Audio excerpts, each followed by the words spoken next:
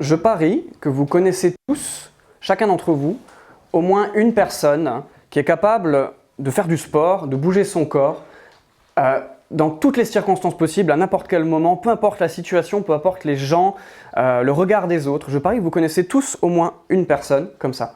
Parce que ce serait peut-être une bonne solution pour être en bonne santé, que de pouvoir faire du sport n'importe quand, sans faire des programmes, sans aller à la salle de sport.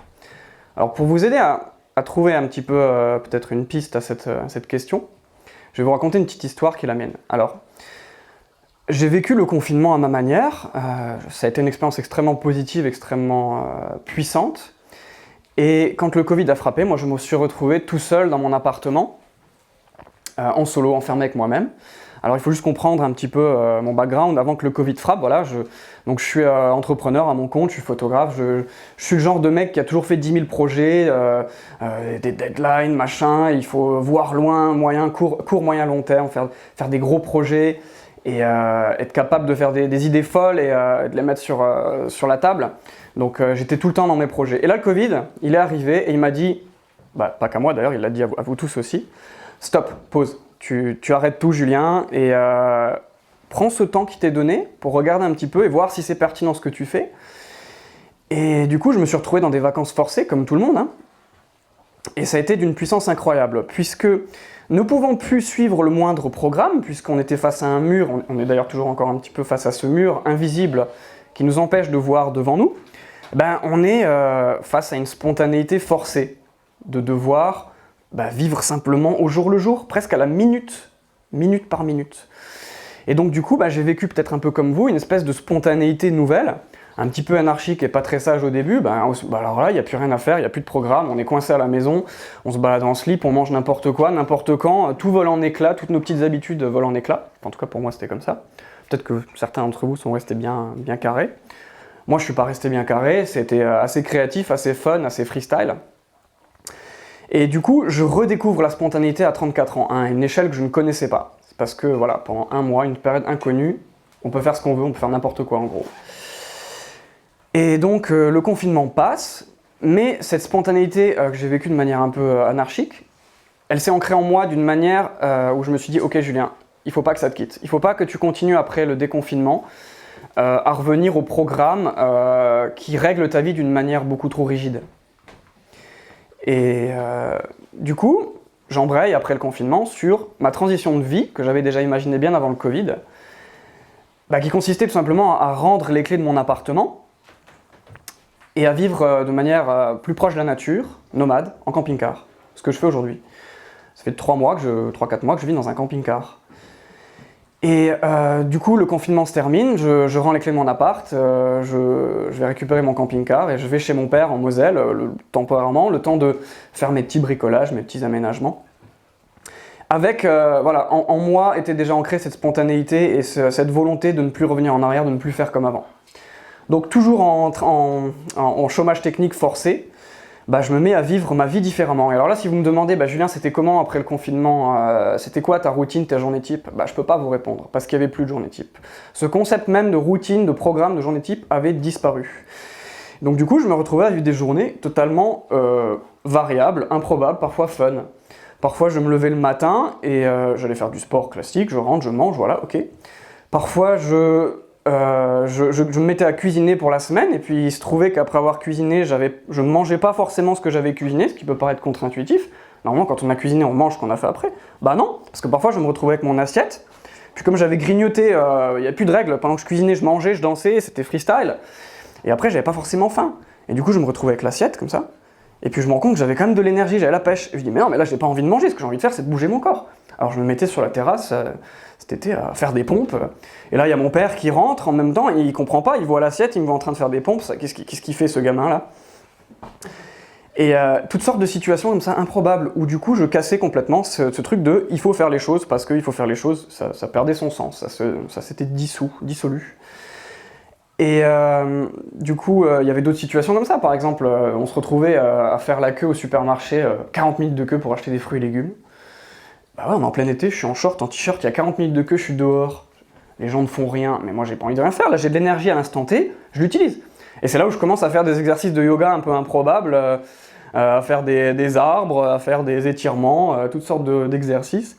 Alors, j'ai pas mis le tapis pour faire une session complète, on est d'accord, hein, mais disons que j'écoute mon corps, quand il me dit de faire quelque chose, je le fais. Et je ne tiens pas compte du regard des autres, je ne tiens pas compte d'un éventuel programme, je le fais, c'est tout. Et si j'ai pas envie de le faire, je ne le fais pas. Et de la même manière, parfois je peux arriver à 23h et c'est l'heure d'aller se coucher, ouais, mais j'ai la pêche. Bah, je vais faire un peu d'exercice. C'est pas parce qu'il faut se coucher que je vais forcément aller dormir. Si j'ai de l'énergie, je l'utilise. Et j'étais en contradiction avec mon père qui, lui, n'a pas vécu le confinement comme moi, parce que lui est médecin, il est généraliste, il est ancré, il a continué à travailler, il ne s'est pas arrêté pendant le confinement. Et lui, il est toujours dans ses principes de médecin, ses habitudes, son programme, sa manière de faire. Alors lui, il rentre à midi, et puis il me dit bah, Julien, demain soir, t'es avec moi pour manger ? Et là, je lui donnais une réponse qui, en général, avait le don de bien l'agacer. Je lui dis mais papa, je ne sais pas, je ne vois pas l'avenir. Et pour lui, c'était trop spirituel, trop grandiloquent. Je pouvais pas lui dire ça à mon père, qui était beaucoup trop intellectuel, terre à terre. Mais ce qui était vrai, parce qu'en même temps, j'avais pas envie de me projeter sur demain, j'avais même pas envie de programmer le repas de demain, j'avais envie que ce soit libre. J'avais pas envie que demain je dois manger à 19h parce que j'ai dit hier que je devais manger à 19h, ça m'allait pas. Et donc, en élargissant cette manière de penser à mon énergie, à l'exercice physique, bah, j'ai redécouvert une nouvelle manière de faire du sport sans faire du sport. Toutes les petites occasions deviennent des moments de faire du sport. Du coup, bah, il n'y a plus de contraintes, c'est libre. Et il n'y a pas de meilleur moment que quand vous avez de l'énergie pour en faire, en dépit de tout ce qui peut se passer autour de vous. Et c'est ça la difficulté. Parce que la ville exerce une pression sur nous, une pression sociale, une pression du regard des autres. On a du mal à agir spontanément. Parce que c'est compliqué quand même de faire l'exercice, de faire du yoga dans une file d'attente de 50 personnes, je sais pas. C'est pas simple. Et alors, le confinement était déjà bien passé. Je plonge dans ma nouvelle vie de camping-cariste. Et là, je vis mon idéal que j'avais déjà en tête depuis un petit moment. Je m'immerge dans la nature. Je fais juste ce que j'ai envie d'être présent dans la nature, j'ai besoin de moins travailler puisque j'ai un mode de vie qui a besoin de moins d'argent, plus de temps libre pour être dans la nature, pour faire ce que j'aime, cuisiner, danser, aller randonner, me baigner dans les rivières comme ma mère l'a dit. Et parfois, je prends mon enceinte Bluetooth pour écouter ma petite musique, je me trouve un spot dans la nature où je sais que je ne vais pas être dérangé, et je monte le son. Et puis parfois la musique me donne envie de danser, ce qui est normal, c'est de la musique. Alors je danse 5 minutes, juste parfois je bouge un petit peu, et puis parfois je me rends compte que l'énergie est là, alors je l'utilise. 15 minutes, 20 minutes. Et parfois je sens que mon énergie me dit Julien, mais des morceaux qui donnent encore plus d'énergie. Et mon corps suit. Et parfois je me retrouve à danser 40 minutes tout seul dans la forêt, et quand c'est fini, je transpire.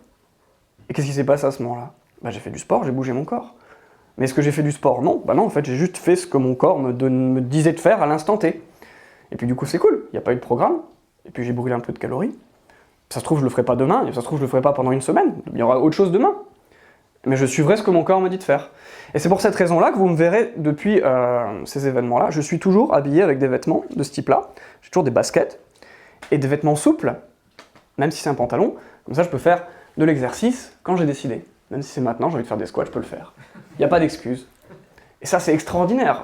J'ai trouvé une tenue qui est extrêmement basique, hein, qui me permet de faire du sport n'importe quand. Donc si je vais faire une course au supermarché, que je suis en train de marcher, bah, peut-être que le supermarché ou la boutique est loin et que peut-être que j'ai la pêche, alors je vais y aller en courant au lieu de marcher. Et du coup j'aurais fait 5 minutes de sport. Mais mis bout à bout, tous ces petits trucs d'énergie là, vous pouvez les cumuler et ça vous fait votre sport, ça vous fait votre santé. Alors mon énergie elle n'est pas toujours exceptionnelle. Parfois elle est basse parce que je suis un adulte. Voilà, mon énergie fluctue, comme tous les êtres vivants d'ailleurs, adultes ou pas. Mais j'ai mes petites astuces que j'ai développées, des petites pratiques qui permettent, quand je suis à une énergie assez basse, de remonter. Ça peut être des exercices de respiration, ça peut être des exercices de méditation, ça peut être de simplement prendre une douche froide, ça peut être d'aller me foutre dans la rivière, dans la forêt, parce qu'elle est bien fraîche et je sais que ça va me saisir le sang. Et à ce moment-là, mon énergie va remonter. Et c'est pas pour autant que je vais faire quelque chose après, mais peut-être qu'après, mon corps va me dire Julien, vas-y, c'est bon, là, t'es dans de bonnes conditions, fais quelque chose. Fais un truc de yoga, marche, fais ce que tu veux. Et du coup, voilà, les bénéfices d'agir comme ça, ils sont absolument énormes, parce que je maintiens mon corps, mon tonus, mon énergie, j'arrive à jouer avec, à surfer dessus, et du coup, je supprime complètement la notion potentielle de frustration, d'échec, parce que j'aurais pas suivi mon programme, parce que je me suis pas levé le matin à telle heure pour faire mon truc. Vous voyez cette sensation de mise en échec quand vous n'arrivez pas à suivre votre programme, elle est horrible. Et vous avez beau être fort, être ce que vous voulez, c'est une sensation qui est désagréable. Et du coup, voilà, vous êtes plus libre, plus léger. Mais du coup, ça nécessite une certaine préparation en quelque sorte. Vous devez vous habituer à vous détacher du regard des autres. Et il n'y a pas meilleure manière de s'habituer à se détacher du regard des autres que déjà de s'exprimer librement dans la nature. Parce que la nature, contrairement aux villes, ne vous jugera jamais. Vous pouvez être vous-même dans la nature.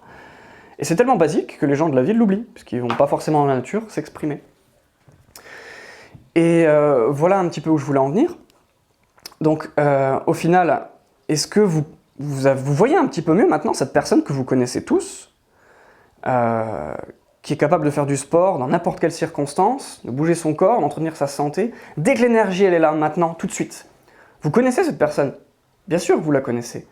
Cette personne, c'est votre enfant intérieur, qui ne demande qu'à être réveillé. Merci de m'avoir écouté.